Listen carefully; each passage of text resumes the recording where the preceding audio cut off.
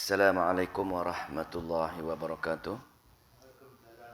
Alhamdulillah nahmaduhu wa nasta'inuhu wa nastaghfiruh wa na'udzu billahi min shururi anfusina wa min sayyiati a'malina. Man yahdihillahu fala mudilla lahu wa man yudlilhu fala hadiya lahu. Wa nashhadu an la ilaha illallah wahdahu la syarika lahu wa nashhadu anna Muhammadan abduhu wa rasuluh. Rabbi shrah li sadri wa yassir li amri wahlul 'uqdatam min lisani yafqahu qawli, amma ba'd. Alhamdulillah, kita meneruskan pengajian kita pada petang ini, insya-Allah surah Al-Hadid ayat yang ke 16. 15 kita dah baca dah semalam. Kan? 16 lah. A'udzubillahi minasyaitonirrajim. Bismillahirrahmanirrahim. Alam ya'ninil ladzina amanu an takhsha'a qulubuhum li dzikrillah wa ma nazala minal haqq wa la yakunu kal ladzina utul kitaba min qablu fatala 'alaihimul amadu faqasat qulubuhum wa katsirun minhum fasiqun. I'malu annallaha yuhyil arda ba'da mautiha qad bayyana lakumul ayati la'allakum ta'qilun. Innal musaddiqina wal musaddiqati wal aqradullaha qardan hasana wa aqradullaha qardan hasanan yudha'afu lahum wa lahum ajrun karim.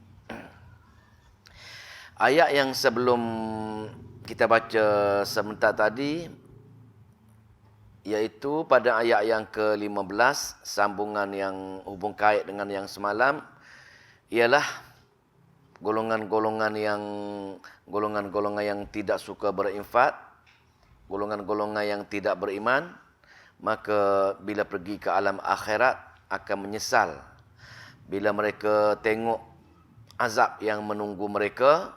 Maka pada hari tersebut tidak ada sebarang tebusan lagi untuk menembus mereka daripada azab tersebut. Sama ada minal ladzina kafaru, mana minkum daripada orang golongan-golongan munafik yang tak suka berinfak, dan juga golongan-golongan kafir yang lain. Maka hukum mata mereka ialah neraka jahanam. Itulah seburuk-buruk tempat. Itu ayat yang semalam lah. Pada yang kita baca sekejap tadi, iaitu ayat dipanggil ayat teguran. Teguran daripada Allah Subhanahu wa taala untuk golongan-golongan yang beriman. Golongan-golongan yang beriman, yakni mereka tidak menggunakan peluang ada kitab Al-Quran untuk mengingati Allah Subhanahu wa taala. Iaitu tengok ayat dia. Alam ya'ni lil ladzina amanu, belumkah datang bagi orang-orang yang beriman? Belumkah datang? Belum sampai lagi ke orang-orang yang beriman? Sampai apa? An takhsha'a qulubuhum, untuk takhsha'a, untuk khusyuk. Untuk khusyuk di hati mereka untuk mengingati Allah. Orang beriman memang diberi kitab Al-Quran. Tapi Allah tanya, belum sampai lagi ke orang-orang beriman yang aku dah turunkan Quran untuk dia menerusi Nabi aku? Dah. Belum sampai lagi ke hati dia untuk khusyuk kepada aku? Takhsha'a qulubuhum, khusyuk hati mereka. Khusyuk dengan cara mana? Li zikrillah, untuk mengingati Allah. Untuk mengingati Allah ini dalam kitab tafsir ada dua pandangan. Yang pertama, dengan memahami berulang-ulang menyebut nama Allah Subhanahu wa taala dalam seperti mana kitab Al-Quran. Tafsir yang kedua ialah untuk khusyuk berzikir, mana-mana zikir yang sabit yang diamalkan oleh Nabi Muhammad sallallahu alaihi wasallam. Maka nak cerita di sininya, hati khusyuk dalam dua cara, yakni li zikrillah, untuk mengingati Allah baru hati khusyuk. Maka kalau golongan-golongan yang tidak suka dengan Al-Quran, tidak suka bertadabbur Al-Quran, maka hati mereka agak sukar untuk khusyuk kepada Allah Subhanahu Wa Taala, kerana Allah bagi umpama semacam itu. Tidak khusyuk lagi ke bila aku turunkan kitab berdasarkan kitab-kitab kami? Seperti mana tengok, wa ma nazala minal haqq, wa ma, dan apa yang telah diturunkan minal haqq, daripada kebenaran. Yang ini kitab Al-Quran benar segala-gala dalamnya, di mana dalamnya ada ceritakan bab Allah Esa, bab adanya hari akhirat, bab kerasulan, yakni risalah. Maka kegagalan memahami perkara tersebut menyebabkan hati tidak khusyuk kepada Allah Subhanahu Wa Taala. Allah tanya, tegur golongan-golongan beriman. Ini golongan beriman, bukan golongan yang tidak ada agama ni. Pasal Allah menegur golongan yang beriman, golongan yang dah ada Al-Quran, dah ada Nabi. Tak khusyuk lagi ke hati kamu? Itu maksudnya. Lepas tu, wala yakunu, dan janganlah kamu menjadi. Janganlah kamu menjadi, siapa dia? Kallazina, orang-orang yang utul kitab, telah dianugerahkan kitab. Kamu dah ada Al-Quran, janganlah kamu mengikut jejak langkah orang yang kami dah bagi kitab kepada mereka. Min qablu, yakni kitab-kitab yang terdahulu. Siapa dia? Golongan yang ada kitab Taurat dan golongan yang ada kitab Injil. Walaupun ada kitab, tetapi mereka tetap tidak mengingati Allah, tak berzikir dengan Allah, tidak beramal dengan apa yang Allah perintahkan dalam kitabnya. Itu maksud. Maka Allah menempelak golongan yang ada Al-Quran, tapi amat jauh dengan Al-Quran sama sekali. Maka golongan-golongan ahli kitab yang lama, yang sebelum ini, maka fatala alaihimul amadu, maka masa yang mereka terlalu panjang untuk kesan selepas Nabi mereka, maka mereka tak ada lagi Nabi-Nabi nak tazkirah mereka. Mereka lupa dengan kitab-kitab mereka.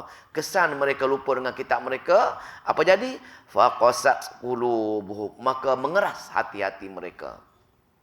Nak cerita di sini, sesiapa yang tidak selalu dengan Al-Quran, tidak selalu bertadabbur ayat-ayat Allah, maka faqasat qulubuhum, hati mereka akan keras, degil. Maka wa katsirum minhum fasiqun, kesan itulah sebagian besar mereka adalah terdiri pada orang-orang yang fasik, orang-orang yang berdosa kepada Allah Subhanahu Wa Taala. Itu maksudnya. Ayat yang ke-17. I'malu annallaha yuhyil arda ba'da mautiha. I'malu, ketahuilah oleh kamu semua, wahai pembaca-pembaca Al-Quran, wahai orang-orang yang beriman. Ketahui apa? Innallaha yuhyil arda, bahwa Allah yang menghidupkan bumi. Ba'da mautiha, sesudah matinya.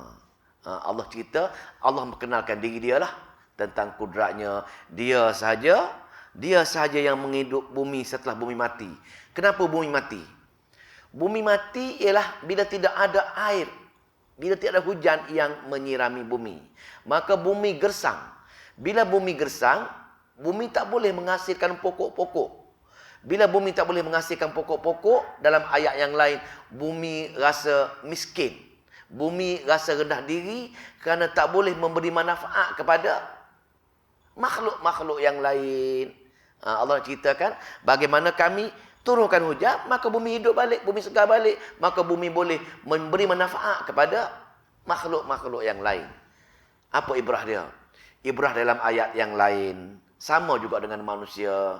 Bila manusia susah, bila manusia miskin, maka Allah yang bagi rezeki dengan dia. Bila manusia miskin, manusia tak boleh nak bagi manfaat, impak harta kepada orang-orang lain pasal miskin. Tapi bila Allah bagi balik, dia sudah kaya balik, dia boleh meneruskan kerja-kerja yang lain. Allah bangkitkan, maka bahawasanya Allah yang berkuasa menghidupkan balik bumi yang dah mati dengan menurunkan hujan.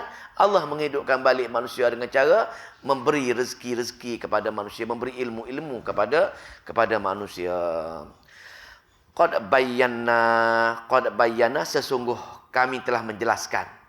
Sesungguh kami telah menjelaskan lakumul ayat bagi kamu dengan ayat-ayat keterangan. Kami turunkan cerita-cerita mengenai kudrat-kudrat kami dalam ayat-ayat kami, dalam kitab-kitab Al-Quran kami, supaya kamu la'allakum ta'qilun. Baca dia, faham dia, dan menggunakan akal untuk mengambil pengajaran-pengajaran dia. Jadi kesan daripada orang yang ambil pengajaran, seumpama hujan yang menimpa bumi boleh memanfaat kepada orang lain, maka kesan daripada manusia tadi yang Allah bagi rezeki dengan dia, maka innal musaddiqina, sungguhnya orang-orang lelaki yang berinfak, ataupun tafsir yang lain, orang-orang lelaki yang membenarkan ayat-ayat Allah tentang fadilat-fadilat infak. Wal musaddiqati, dan juga orang-orang perempuan yang membenarkan ayat-ayat Allah, ada fadilat-fadilat kesan pada infak. Ketika itu maka mereka pun mengambil pengajaran dia untuk bahwasanya Allah akan bagi gandaan tadi. Wa aqradullaha, maka Allah kata wa aqradu, dan mereka memberi pinjaman kepada Allah qardon hasanan, pada pinjaman yang baik. Maka mereka infak tempat-tempat yang ada kebaikan, itulah pinjaman untuk Allah, seolah pinjaman untuk Allah. Allah ambil sekejap pada mereka, dan yudha'afu, akan digandakan lahum untuk mereka, harta dunia lagi digandakan lagi. Man, tak ada apa yang perlu risaunya. Walahum ajrun karim, maka itulah pahala bagi mereka, pahala yang amat-amat mulia sekali. Sama lagi. Walladzina amanu billahi wa rasulihi, dan orang-orang yang beriman. Untuk kita semua, untuk orang beriman. Orang yang beriman baca Quran tapi amat keberatan untuk berinfak. Wallazina amanu billahi wa rasulihi, dan orang-orang yang beriman kepada Allah dan kepada Rasul-Rasulnya. Dan yang berinfak tadi, yang ayat yang sebelum itu, maka yang berinfak tadi, musaddiqah dan musaddiqah tadi, ulaika, mereka itulah sebenarnya humus siddiquna, orang-orang yang benar. Orang-orang yang benar memahami dan membenarkan apa-apa fadilat untuk berinfak tadi, apa-apa arahan tadi Allah tadi, mereka membenarkan semua sekali, beramal dan membenarkan ayat-ayat Allah, dan terus beramal dengan berinfak kepada badan-badan tentu yang keperluan ada pada keuangan tersebut, dan juga wasyuhada'u, dan menjadi saksi kepada orang-orang yang berinfak tadi, inda rabbihim, di sisi Tuhan mereka, maka lahum ajruhum, maka bagi mereka, Allah kata wa nuruhum, ada cahaya. Ikut tafsir Jalalain, cahaya sini bila mereka meniti sirat, maka ada cahaya mereka, untuk mereka lajunya mereka menyeberang siratul titian sirat tersebut. Wa nuruhum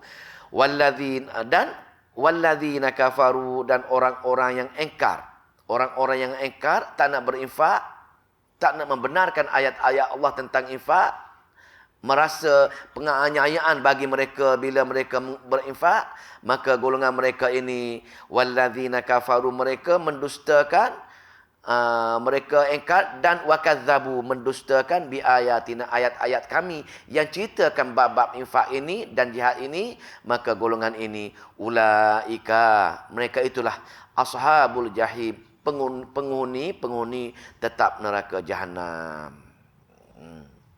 Terlaju sikit ya.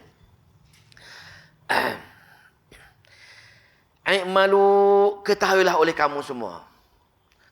I'malu, ketahuilah oleh kamu semua. Dah. Ini sebenarnya, ini kenapa orang tak nak berinfak. Allah buat contoh kenapa mereka tak nak berinfak, kerana mereka menyintai dunia. Ini pun ayat zajrun juga. Ayat bukan zajrun ni, ayat taghrib kepada infak. Mana ayat pendorong untuk berinfak. Pendorong untuk kita berinfak, Allah buat ayat dia. I'malu, ketahuilah oleh kamu semua bahwasanya annamal hayatud dunya, kehidupan dunia ini ialah la'ibun. Apa dia la'ibun?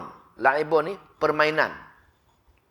walahwun senda gurau, wazinatun perhiasan, watafakhurun untuk bermegah-megah saja.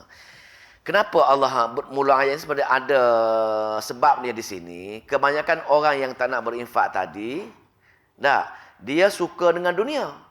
Bila dia suka dengan keadaan dunia, maka infak mereka lebih kepada mereka membelanjakan kewangan secara boros ataupun secara untuk bukan kepada perkara-perkara kebaikan. Maknanya mereka menghabiskan duit dengan berbelanja benda-benda yang tak perlu, bukan untuk infak di jalan Allah. Mereka buat infak kepada jalan-jalan yang Allah tak redai, jalan-jalan maksiat, ataupun mereka berinfak tapi nak menunjuk pada orang dah buat cek besar-besar, tapi digunakan untuk apa-apa saja aktiviti yang melalaikan. Maka mereka suka. Pasal apa? Pasal bila mereka berinfak untuk tujuan dunia, mereka akan dapat segera kejayaan dunia. Bagi mereka, bila mereka berinfak, mereka nak nampak kejayaan besar mereka dunia. Berinfak dengan sekian-sekian. Maknanya kerajaan akan bantu dengan berbagai-bagai kaedah lagi untuk sebagai jasa mereka berinfak walaupun benda tadi tempat-tempat keadaan yang melarakan. Apa dia contoh dia? Contoh apa sajalah, apa-apa saja aktiviti-aktiviti yang membuatkan Islam terancam. Menyebabkan kegagalan untuk meneruskan, untuk mentauhidkan Allah Subhanahu Wa Taala, untuk pelajari Quran Sunnah. Apa-apa kaedah saja yang bercanggah dengan ni, infak mereka tadi infak yang tidak baik. Itu infak untuk dunia sebenarnya, untuk dunia. Maka bila infak untuk dunia, maka golongan-golongan ini tidak termasuk dalam keadaan infak yang Allah redha. Maka Allah pun menegur golongan-golongan ini bahawasanya infak mereka dunia tadi, bahawa hamba dunia ini tidak ada apa sebenarnya yang kamu kejar-kejar, yang kamu nak-nak sangat tadi. Allah umpamakan dunia ini ialah la'ibun, permainan. Bila kita kanak-kanak, macam itulah budak permain. Macam mana? Main jual-jual. Main jual-jual sebagai contohnya. Ambil daun kayu, buat duit. Oh, ini RM500, ini RM1,000. Datang orang jual aiskrim, tak mampu nak guna duit tadi untuk beli. Itu mana? Permainan. Maka peringkat kanak-kanak dipanggil permainan. Tidak ada apa hasil. Itu dunia sebenarnya. Dunia permainan. Seumpama budak-budak main, tidak ada apa, tak nilai pun. Besar sikit, peringkat remaja dipanggil apa dia? Walahwun, senda gurau. Dia hanya bergurau, senda bermain-main saja dia punya keinginan dia untuk bergurau, tidak ada matlamat pun. Dia buat satu benda untuk senda gurau saja. Dewasa sikit, wazinatun, dia perlukan perhiasan-perhiasan. Dia keluar duit dia tadi ataupun untuk perhiasan-perhiasan yang untuk menaikkan nama mereka, menyukakan mereka, pembaziran-pembaziran. Semua ini untuk dunia semua.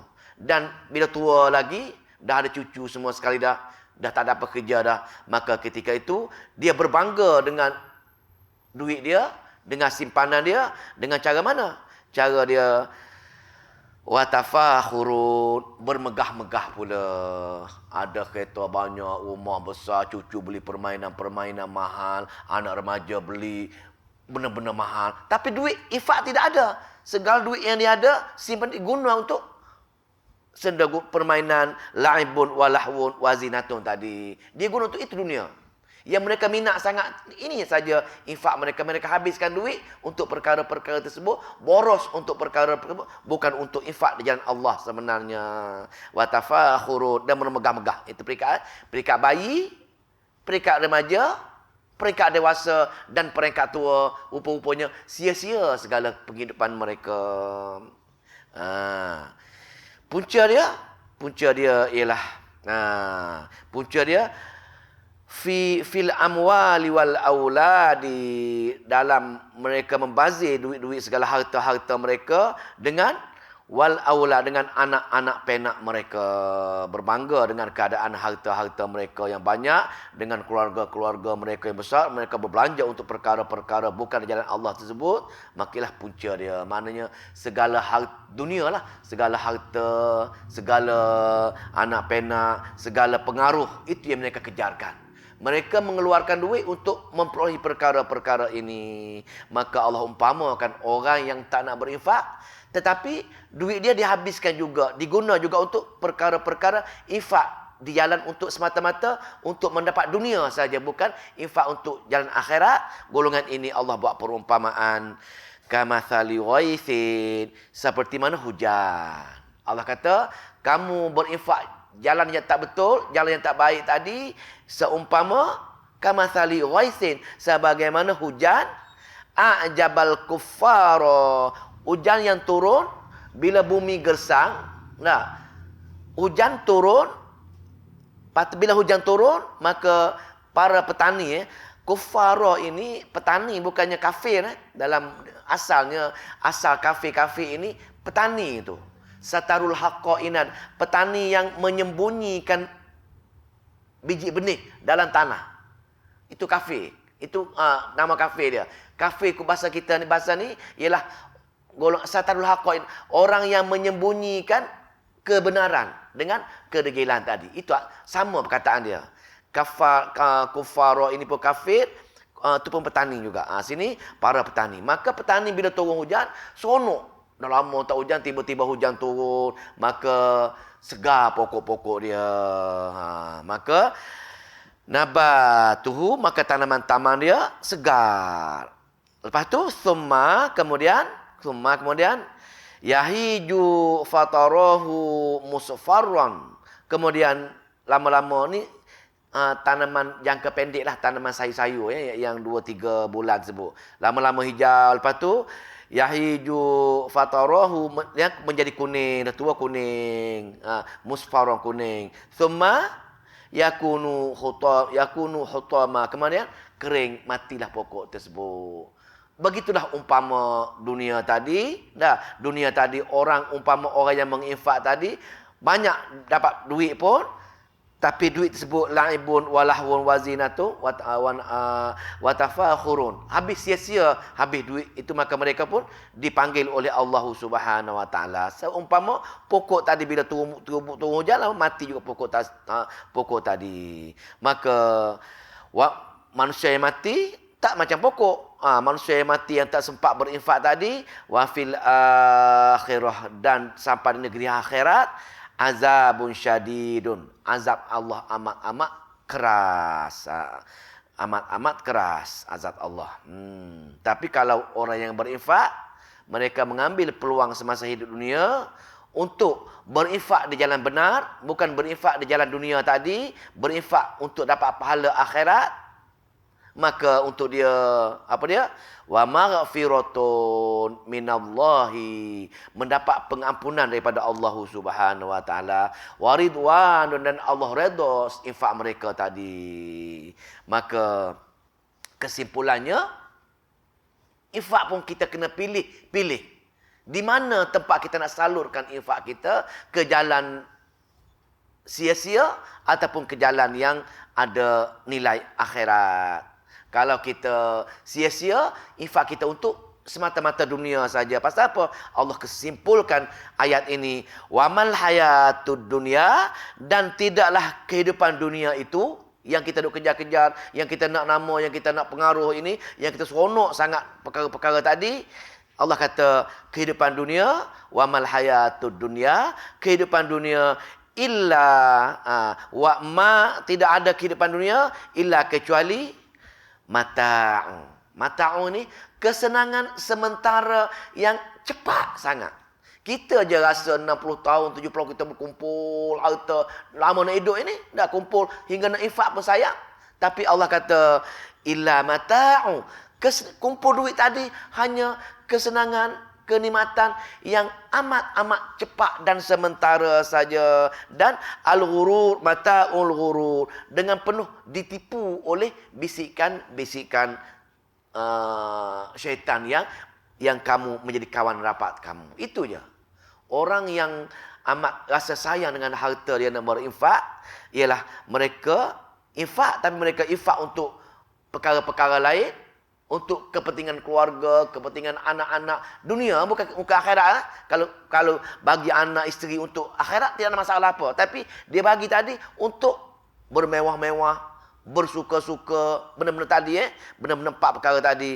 Maka itulah dunia ini mata'ul ghurur, ditipu kehidupan sementara, penuh tipuan oleh syaitan yang selalu membisikkan kesan daripada kita jauh sangat dengan kitab-kitab Allah Subhanahu wa taala. Jadi bila tahu dah kesan infak semacam ini, Allah akan bagi berbagai-bagai kelebihan, maka ayat yang ke-21 juga ayat taghrib, ayat pendorong untuk kita berinfak. Maka wahai hamba, sabiqu, berlumba-lumbalah.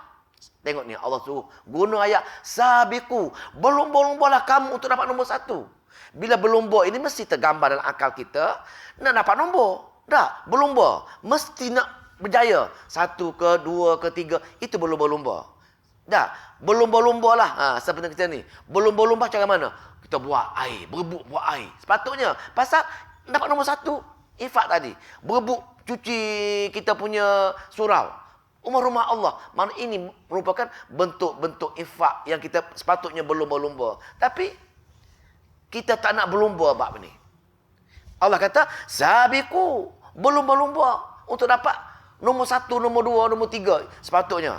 Jangan bukan nak tunggu ramai-ramai nak pergi syurga, tak ada. Syurga ini menjadi rebutan. Sabiqu, berlumbalah kamu ila kepada maghfirah, pengampunan Allah, pengampunan.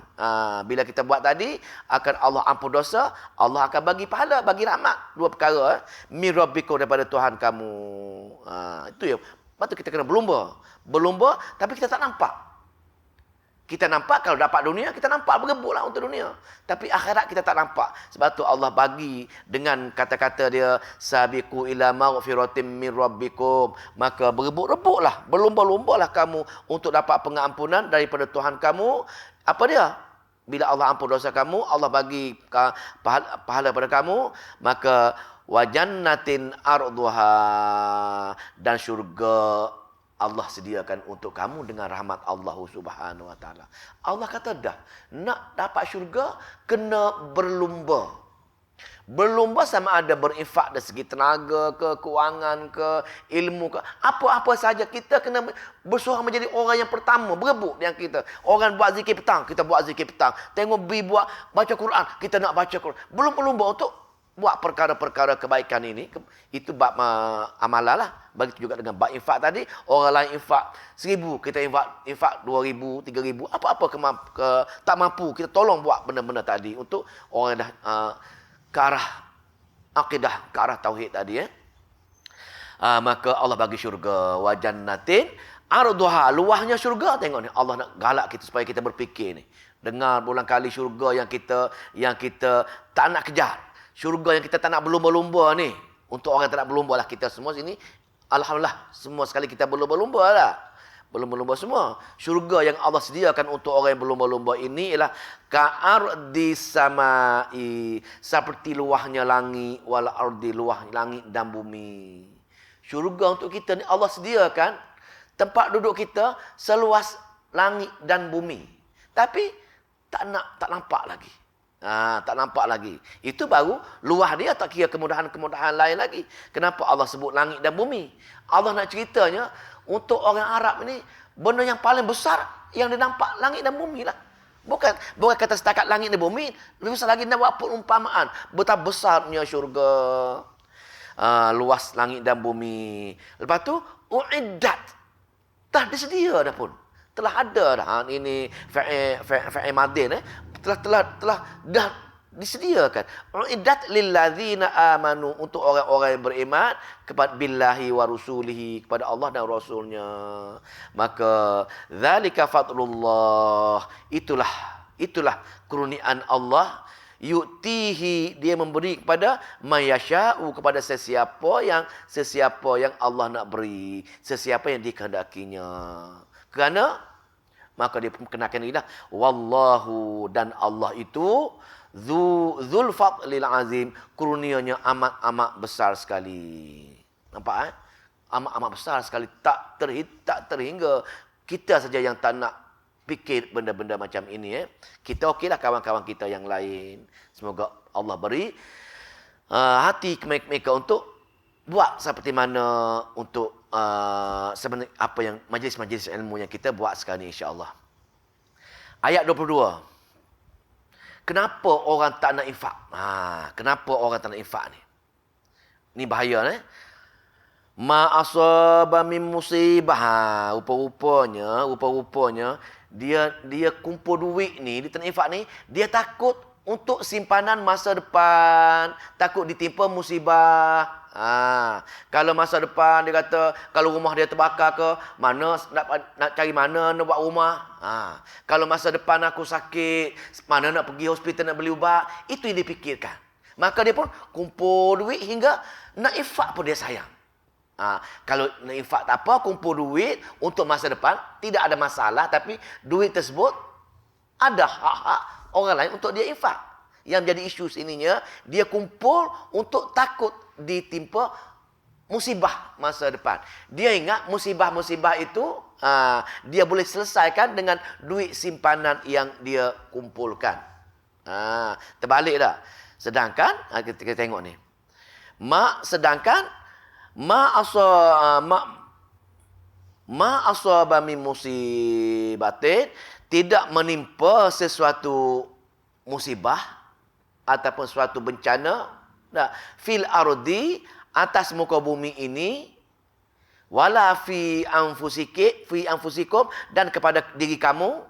Mana musibah, sama ada atas kita ke, atas luar kita ke, luar kita macam banjir ke, angin ke, roboh rumah kita, mana cari duit nak repair rumah kita, atau penyakit anfusikum, penyakit kamu, mana cari ubat nak pergi hospital. Dia fikir yang tu. Apa kata Allah? Dia takut sangat, dia suka sangat simpan duit, langsung tak nak berinfak. Kenapa? Dia takut dengan musibah ini. Sedangkan Allah cerita, jangan takut wahai hamba. Setiap musibah daripada luar ke, diri kamu ke, apa dia? Setiap musibah itu illa fi kitabin, tidak melainkan dalam kitab, dari min qabli, telah dibuat sebelumnya, dah ada kitab dah sebenarnya. Musibah yang menimpa kita, menimpa luaran kita sebenarnya telah tercatat dalam kitab. Min qabli, sebelum kamu cipta kamu lagi pun dah ada dah. Apa dia ni? Nak cerita ni, takdir dah ada dah. Takdir yang menentukan ke atas kita ni telah ada, telah dicatat dah semua dah sekalinya. Jadi, nampak tak perbezaan pemahaman kita dengan kehendak Allah? Allah kata, musibah aku yang turunkan daripada yang aku telah takdirkan. Cara mana kamu nak hilang takdir tersebut, wahai hamba? Cara mana? Caranya, bila kita bertadabbur ini, banyak hadis-hadis mengatakan cara nak atasi, salah satu cara nak atasi takdir atau musibah ini, cara berinfak. Nampak tak? Syaitan datang bisik kita berinfak, habis duit, kita masalah masa depan. Ayat Quran kata, hadis kata, berinfak akan menjauh kita daripada sebarang musibah. Terbalik. Terbalik. Nampak tak? Ada hadis ni, hadis yang sahih. Hadis yang sahih bagaimana pada saat dalam satu hari, setiap hari, setiap hari, tidak ada satu pagi pun kecuali turun malaikat. Turun malaikat ke dunia ini. Dia pergi jumpa setiap orang, malaikat. Dua malaikat ni pergi jumpa setiap orang. Pergi jumpa dengan orang yang kedekut, orang bakhil, orang yang suka simpan duit tak nak infak. Dia kata apa? Apa dia? Allahumma a'ti mumsikan talafan. Wahai Allah, wahai Tuhanku, a'ti, beri dia. Orang yang suka menabung tak nak infak ini. Apa dia? Talafan, kehancuran, kebangkrapan. Tengok. Malaikat turun. Setiap pagi turun. Tak pernah miss malaikat ni. Dia cari orang yang tak nak infak. Orang bakhil, orang kedekut ni. Orang simpan duit saja ni. Untuk musibah kononnya. Dia berdoa. Wahai Allah, Si Paulan ini beri dia kehancuran, beri dia kebangkrapan kerana dia bakhil, kedekut sangat untuk jalanmu. Doa malaikat makbul. Kita fikir kita nak simpan duit untuk masa depan. Langsung kedekut untuk ni. Rupa-rupanya malaikat berdoa supaya Allah hancur kita. Allah turun musibah lagi. Malaikat pergi pula kepada orang yang kaki infak. Orang berinfak, menabung tapi sebahagian dia infak. Apa dia? Allahumma ati munfiqun. Wahai Allah yang Tuhanku, berikan orang yang munfiqun, orang berinfak ini, apa dia? Khalafan. Apa dia? Penambah ganti yang jauh lebih baik lagi. Dia pergi semua. Tiap-tiap hari ini kerja dia. Orang infak, dia doa. Orang tak infak, dia mendoakan musibah untuk dia. Nak ceritanya Allah kata, kamu sayang dengan duit tanah infak tadi, rupa-rupanya itu yang menyebabkan kamu panggil musibah akan datang kepada kamu. Terbalik. Pasal apa? Itulah peranan syaitan. Yang datang kepada orang-orang yang tak dengar ayat-ayat yang semacam ini, maka syaitan pun datanglah. Wa innahum liyasuddunahum anis sabil wa yahsabuna annahum muhtadun. Dia halang kita daripada berinfak buat perkara-perkara baik, dan kita tak infak pun dia mengatakan baik, kamu ada masa depan pasal duit kamu banyak, kamu boleh selesaikan segala masalah kamu dan masalah keluarga kamu. Itu bisikan syaitan. Bisikan syaitan selalu berbisik benda yang bercanggah dengan arahan Allah. Allah kata macam ini, dia keadaan sebalik. Itulah syaitan. Maka Allah kata sini, maka bila kamu infak, kamu seolah kamu halang, kamu berdoa untuk ubah takdir kamu yang daripada azali lagi Allah dah buat. Ada musibah, dengan sebab kamu infak, musibah tersebut Allah akan hilangkan dengan ikhtiar kamu. Mana ikhtiar? Ikhtiar infak ini salah satu ikhtiar kita untuk menyelesaikan segala takdir-takdir yang Allah telah tetapkan untuk kita. Inna dzalika, dan sesungguhnya inilah ala Allah yasir. Allah boleh bila-bila bahasa saja boleh menurunkan musibah kepada, amat senang sekali bagi Allah untuk menurunkan musibah kepada orang-orang yang melanggar, orang-orang yang tidak berinfak tadi. Maka ayat 23, kesan daripada kita tahu dah takdir tadi boleh diikhtiarkan dengan cara berinfak, maka kesan daripada tersebut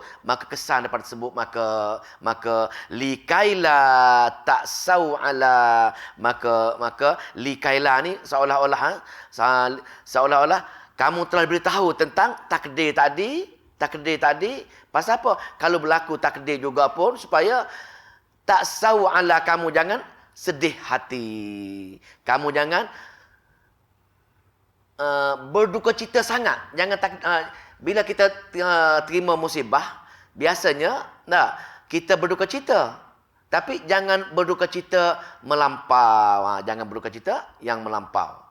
Maka agar kita tidak berduka cita secara melampau kesan pada musibah yang menimpa kita, alama fatikum, atas apa yang telah lepas daripada kalian. Apabila telah berlaku apa-apa musibah, kita rugi apakah, kita tak sedih sangat pasal kita tahu dah ini merupakan takdir yang Allah telah tetapkan. Lepas itu wala tafrahu, dan kamu juga tidak bergembira secara secara luar biasa, bergembira secara luar biasa, bergembira sangat bergembira bila kamu dapat nikmat tersebut. Kerana bima atakum, dengan apa yang dia beri kepada kamu tersebut. Wallahu la, dan Allah, wallahu la yuhibbu, Allah tidak menyukai kulla mukhtalin fakhur, setiap orang yang sombong dan membanggakan diri dia. Allah tidak suka orang yang sombong dengan kata aku ada duit, aku boleh buat apa saja. Dia suka banggakan diri dia dengan buat ke dunia tadi, dengan infak untuk dunia tadi. Memang Allah tidak suka perkara-perkara tersebut. Biar. Yang ke akhir akhir bab infak. Tadi kita diri dia. Orang bakhil, orang kedekut ini bukan setakat dia saja. dia akan berusaha untuk ajak kawan-kawan dia jangan berinfak sama dengan buat berbagai-bagai cerita yang memburukkan sesuatu, kesan dia. Oh, jangan kamu infak itu buat sekian-sekian. Jangan kamu buat itu nak tipu kamu. Dia reka. Bukan setakat dia tak infak, dia halang orang lain lagi infak. Bila kita cuba nak infak, bagi tahu dia saja, dia cuba ceritalah, cerita-cerita buruk, tak boleh buat sekian-sekian. Allah buat kisah terakhir ya.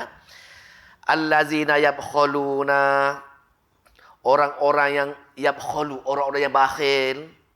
Orang-orang yang bakhil sangat, orang-orang yang bakhil sangat, kedekut simpan saja tak nak infak duit dia tersebut. Bukan setakat dia saja, wa ya'murunan nasa bil bukhli, dan dia wa ya'muruna, dia menyuruh, dia mengajak orang lain, kawan-kawan dia jangan menginfak sama, bakhil sama. Dia mengajak kawan-kawan dia jangan menginfak, tak payahlah bagi sana, dah banyak makanan tu. Melimpah ruah dah makanan dia. Orang nak bagi kat IQ, nak bagi makanan. Tak payahlah aku tengok tadi bertimbul-timbul dah. Dia halang orang lain nak infak makanan tadi. Sama, bukan setakat dia. Dia ajak orang lain jangan buat perkara-perkara kebaikan ini. Maka bercanggah dengan arahan Allah suruh berinfak. Maka wa may yatawalla, mereka berpaling. Apa dia berpaling? Mereka tak mengikut arahan Allah untuk berinfak, mereka mengikut orang-orang yang tak berinfak tadi, maka fa maka Allah sebenarnya sungguhnya Allah tidak terkesan pun dengan mereka tak nak berinfak pun. Kerana huwa, dialah al-ghaniyun, Allah lah yang maha kaya dan maha terpuji sebenarnya. Dia tak perlu, tapi dia nak tolong hamba nak bagi syurga dengan syurga tadi, maka dia buat peraturan-peraturan semacam ini nak uji sejauh mana hambanya bakhil dengan harta yang Allah turunkan kepada mereka. Habis selesai infak. Dakwa yang kedua surah Al-Hadid ialah jihad. Jihad. Ayat 25 hingga habis pasal jihad saja. Al-Hadid dia hanya jihad infak sama dengan tahrim nanti. Berapa dah? Okay, sempat habis 4 ayat lagi dah. Laqad arsalna rusulana, sungguh kami telah mengutuskan rasul-rasul kami. Laqad sungguh arsalna, kami telah mengutuskan rusulana, rasul-rasul kami. Bila kami mengutus rasul bil bayyinati, dengan membawa bukti-bukti. Ahli tafsir mengatakan bukti-bukti di sini ialah mukjizat-mukjizat. Rasul nak memastikan dia sebagai rasul, nak memastikan dia ajaran yang benar daripada Allah, maka dia bawa mukjizat. Mukjizat ialah hak Allah, Allah bagi kepada rasul tadi untuk membuktikan dia esa. Maka bersama mukjizat tadi, wa anzalna ma'ahum, dan kami juga menurunkan ma'ahumul kitab, bersama kita ialah kitab-kitab kami untuk Nabi akhir zaman, kitab Al-Quran. Tengok ditekan juga, kami turunkan mukjizat, kami turunkan kitab Al-Quran bersama-sama dengan Rasul atau Nabi tadi. Al-Kitaba wal Mizana, dan juga Al-Mizan. Di sini dua tafsir. Wow di sini wow atoh, kalau ni wow cerita sambung Alkitab, yakni akal.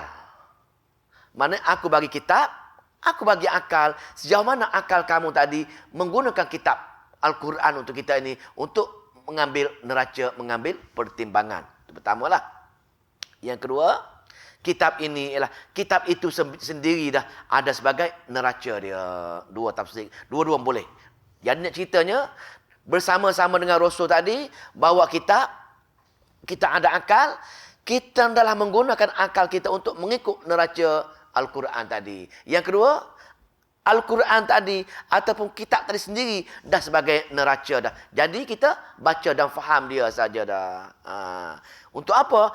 Liyaquma mannasu, untuk kaum, supaya menegakkan manusia. Liyaquman nasu, untuk menegakkan manusia. Apa dia? Bil qisti, dengan benar, untuk menyuruh manusia supaya setiap manusia, amalan manusia, akidah manusia dalam keadaan yang benar, Di sini nak cerita ni bab jihad ni. Nak cerita bab jihad supaya keadilan terbentuk dalam masyarakat. Dia akan betul ada pemerintah, ada pembesar, ada ulama. Banyak dalam Al-Quran, terutamanya selepas kita belajar surah Hamim, dia akan akidah dah kuat, Allah akan keluar surah Muhammad. Apa dia surah Muhammad? Surah Muhammad surah mengenai peperangan. Allah ajar nak berperang macam mana, ambil pedang, potong lehernya. Allah ajar sebiji bagaimana cara nak berperang.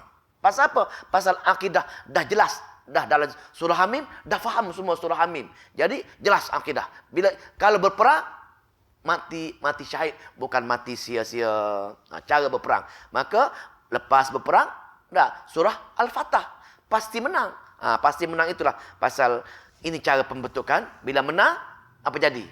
Keluar surah Al-Hujurat, pembentukan negara Islam. Maka di sini maka liyaquman nasu bil qisti, untuk menegakkan keadilan dalam pemerintahan manusia dalam negara Islam yang sebenarnya.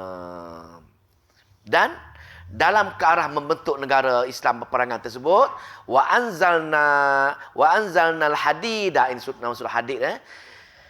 Kami telah wa anzalna, menurunkan besi. Sini ya tafsir kata anzalna, menurunkan. Sebenarnya menurunkan ini pasal anugerah lah.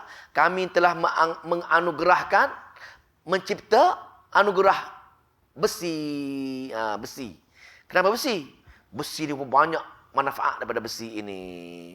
Fihi, di dalamnya, dengannya, dalam besi tersebut, ba'sun syadidu, kekuatannya amat keras, sangat keras. Boleh dijadikan pedang untuk kamu berperang. Boleh dijadikan kapal untuk kamu berperang. Boleh jadikan kereta kebal. Apa-apa saja. Apa-apa saja untuk besi boleh jadi senjata untuk tentera, untuk menubuhkan negara Islam ini, berperang ini, untuk para memastikan agama Islam terjaga, pastikan tauhid terjaga. Maka ada Allah anugerahkan besi untuk umat, untuk hambanya. Besi kekuatan amat keras. Wa manafi'u, dan beramat banyak manfaat dia, linnasi, bagi manusia. Wa liya'lamallahu, agar mengetahui, agar apa dia? Agar Allah wa liya'lamallahu, agar Allah mengetahui, may yansuruhu, siapa yang benar nak menolongnya. Jihadlah. Siapa yang benar akan menggunakan besi, pedang ke, kereta kebal ke, untuk bila Allah perintahkan perang, dia pergi perang. Maka Allah nak tahu siapa yang sanggup menolongnya. Wa rusuluhu, dan rasulnya, bil ghaibi, dengan tidak nampak, dengan sukarela. Dengan secara tak nampak di sini, ghaib ini secara sukarela nak pergi perang. Bila dalam surah Taubah, bila Allah perintahkan nak pergi perang Tabuk, maka di situlah nampak siapa-siapa yang nak menolong, dia akan pergi secara sukarela. Tapi kenapa Allah buat macam ini? Adakah Allah lemah? Tidak. Allah kata, innallaha, sungguhnya Allah itu qawiyyun azizun. Allah sebenarnya maha kuat dan maha perkasa. Tetapi aku nak pilih siapa saja yang taat dengan aku, dengan mengikut arahan aku. Bila aku suruh infak, bila aku suruh berjihad, mereka pergi berjihad. Nak pergi berjihad, kamu kena infak, dia sanggup berinfak. Sebab tu untuk dalam perang Tabuk cerita semalam, walaupun segenggam kurma, Allah terus redha untuk ahli syurga. Ketika itu sesiapa yang berinfak kepada sebelum peperangan untuk berjihad ini, amat besar dia punya pahalanya. Maka Allah kuat, tapi Allah nak pilih. Allah nak bagi syurga. Allah maha bijaksana. Allah menyediakan syurga dengan kebijaksanaan dia untuk pilih siapa di kalangan hamba dia yang paling taat dengan dia. Sekadar dia mendengar kata-kata dia dalam kitabnya, dia taat, memberi tumpuan taat yang penuh. Nak cerita di sininya, hanya orang yang taat penuh ialah orang yang hari-hari dengan kitab Al-Quran dia. Sekadar dengar kata-kata Allah, dia pun beramal. Nampak tak? Itu yang Allah nak pilih. Allah maha bijaksana, dia nak pilih sesiapa yang hari-hari dengan kata-kata dia dan terus memberi ketaatan yang sempurna. Itulah aku maha bijaksana. Aku akan pilih orang yang ini untuk bagi syurga kepada dia. Lepas tu, sama lagi. Dia kuat tapi dia saja buat nak pilih insan yang terbaik. Walaqad arsalna Nuhan. Dan sungguh sebelum itu pun kami telah mengutuskan. Walaqad arsalna, kami telah utuskan Nabi Nuh. Ini panggil dalil nakli lah. Dalil nakli mengenai ayat ni. Dalil nakli Nabi. Sungguhnya kami walaqad arsalna Nuhan, sungguhnya kami telah mengutuskan Nabi Nuh, wa Ibrahim dan Nabi Ibrahim, wa ja'alna fi zurriyatihima, dan kami jadikan fi zurriyatihim, zuriat daripada kedua mereka tadi, an-nubuwah, nabi-nabi, para nabi. Daripada keturunan Nabi Nuh ada sekian-sekian nabi, Nabi Ibrahim ada sekian-sekian nabi. Ada zuriat masing-masing daripada mereka berdua, daripada kenabian dia. Wal kitaban, dan kitab pun mereka turunkan juga kepada nabi-nabi yang dia nak turun kitab ataupun suhuf, dia akan bagi pada nabi-nabi yang diutuskan tersebut. Bila Allah turunkan nabi, Allah turunkan kitab.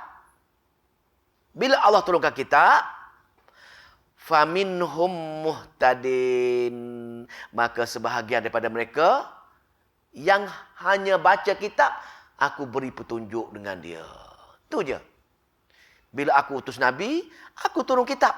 Mereka baca kitab, mereka faham kitab, maka sebahagian mereka aku bagi petunjuk daripada kitab tadi. Wala bagaimanapun, tengok ni. Wa katsirun, dan sebahagian besar. Sebahagian besar daripada umat. Sebahagian besar daripada umat yang aku beri kitab ini, wa katsirum minhum, sebahagian besar daripada mereka fasiqun, tak belajar kitab, tak faham kitab, tak beramal dengan kitab, maka mereka menjadi orang-orang yang fasik, di mana aku akan humban dia ke dalam neraka jahanam. Sebab tu hadis 1:1000. Hanya 1 ahli syurga, 999 ahli neraka. Pasal wa katsirum minhum fasiqun. Sebagian besar manusia tak berfikir, sebagian besar manusia ayat-ayat Allah berulang kali cerita benda-benda macam ini. Ayat 7. Thumma qaffayna ala atharihim. Kemudian qaffayna ala atharihim, kemudian kami iringkan di atas jejak mereka, birusulina, dengan rasul-rasul kami, wa qaffayna, dan kami iringkan pula last Nabi tadi, bi Isa bin Maryam, dengan Nabi Isa. Last sekali sebelum Nabi Isa kita, Nabi Isa dahulu. Kami utuskan Nabi Isa alaihissalam, Nabi Isa putra Maryam, bi Isa bin Maryam. Wa atainahu, kami beri kepadanya Nabi Isa al-Injil, kitab Injil. Wa ja'alna fi qulubi, dan kami jadikan di hati umat Nabi Isa tersebut yang baca kitab Injil tersebut, apa dia? Alladzina ittaba'uhu, orang-orang yang mengikutinya, apa dia? Ra'fatan. Ra'fatan ini rasa lemah lembut. Rasa lara'u, apa kita baca ayat lara'ufur rahim. Itulah ra'fatan. Halus, kasih. Kasih sayang, itulah kasih sayang. Sopan santun, lembut. Sopan santun, ra'fatan. Lepas tu warahmatan, dan rahmat, kasih sayang dengan dia. Sopan santun dan kasih sayang. Ada ra'fatan, ada rahmatan. Dua perkara diberi kepada orang yang baca kitab Injil tadi untuk orang Nasara, untuk orang Nasara. Walau bagaimanapun, satu perkara lagi dah bagi macam itu, satu sifat lain lagi itu warahbaniyata, dan rahbaniyah, perasaan amat takut dengan Allah Subhanahu wa taala. Ada perasaan tu, rasa nak beramal. Apa jadi nak buat? Ini orang Injil, orang Nasara ini. Apa dia? Ibtada'uha, mereka membuatnya. Pasal mereka takut sangat, kononnya mereka takut, mereka masuk syurga, mereka takut dengan ini, mereka mula amalan-amalan. Kenapa ini? Ini apa ayat? Ini satu-satu ayat Quran yang ada bid'ah. Orang buat amalan yang tak sama dengan apa yang Allah turunkan, yang Nabi syariat, yang dalam syariat. Kenapa? Kerana dia kata nak dapat redha Allah. Takut dengan Allah pada syurga, kita kena mesti buat amalan. Dah, bagaimana kisah sahabat yang pergi jumpa isteri Nabi, jumpa Aisyah, jumpa Habsyah. Dia kata, wahai Aisyah, wahai Habsyah, apa amalan-amalan Nabi kami nak tahu juga ni, kami nak syurga, kami takut dengan Allah ni. Ceritalah. Nabi solat sekian-sekian, zikir sekian-sekian. Oh, tak jauh sangatnya dengan kami, dia kata. Nabi maksum, Allah ampun dosa dia, kami jauh sangat. Kalau macam itu, mulai hari ni, kami nak solat, nak tidur, tak tidur, nak buat amal. Kami tak nak kahwin, kami nak buat amal. Apa 3 perkara tadi? Apa lagi? Kami nak puasa, tak nak berhubung sehari, tiap hari nak puasa. 3 perkara tadi. Tengok kenapa tu. Maka bila berita ni tak dengar, bagi tahu Nabi, maka Nabi kata tak boleh.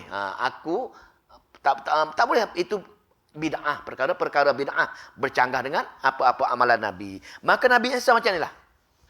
Pasal takut sangat, pasal rohbaniyah ini takut mengesahkan Allah dan takut, amat takut dengan dia hingga dia buat amalan-amalan yang bercanggah dengan Nabi buat tadi. Apa dia tengok dia? Ibtada'uha, mereka membuat-buatnya, ma katabnaha, kami tidak mewajibkannya. Kami tak suruh pun, tapi dia buat juga amalan-amalan tersebut. Alaihim atas mereka, illa kecuali, kenapa mereka buat? Illa batigha'a, untuk mencari ridwanillahi, mencari keredaan Allah. Itu masalah ni. Sebab tu orang buat bid'ah sekarang ni, tambah amalan tu, tambah amalan ni, nak cari redha Allah sebenarnya. Tapi salah faham. Pasal apa? Pasal Allah tak suruh, Nabi tak buat, dia pergi buat juga. Ini bukti bid'ah dalam ayat Al-Quran. Satu-satu ayat Al-Quran ada cerita bab perkara-perkara bid'ah, adanya fahaman rohbaniyah. Tapi tiba-tiba mereka buat secara berlebihan, yang ni tak nak kahwin, duduk dalam tak nak puasa, tak nak pegang duit. Pasal apa? Kononnya nak menghambakan diri dengan Allah dengan cara yang berlebih-lebih lagi. Walau bagaimanapun, kononnya walau bagaimanapun, fama, maka tidak. Mereka tak mampu, pasal itu hanya mereka paksa diri mereka, bukan syariat. Nabi, sunnah Nabi ini, Nabi mesra umat. Setiap amalan Nabi mampu dibuat oleh umat. Nak zikir, paling tinggi pun 100 kali, mampu. Bukannya zikir sampai 70 ribu, 80 ribu. Tak mampu. Bila zikir 60 ribu, 70 ribu, maka dia telah tak mampu buat perkara-perkara lain. Dia bercanggah. Itu maksudnya. Maka di sini tengok ni. Apa jadi kalau membuat benda berlebih-lebihan? Maka fama ra'auha, maka tidak memeliharanya. Ni rujuk pada orang yang buat tak kahwin, tak pegang duit, puasa tadi, apa dia? Memeliharanya haqqa, sebenar-benarnya. Ri'ayatiha, pemeliharaan, fa'ataina, maka kami berikan orang-orang, maka mereka tak boleh buat pun. Kalau mereka duduk dalam gereja pun, mereka tak pegang duit pun, mereka cari duit cara rasuah. Ambil duit tu, curi duit ni. Dah.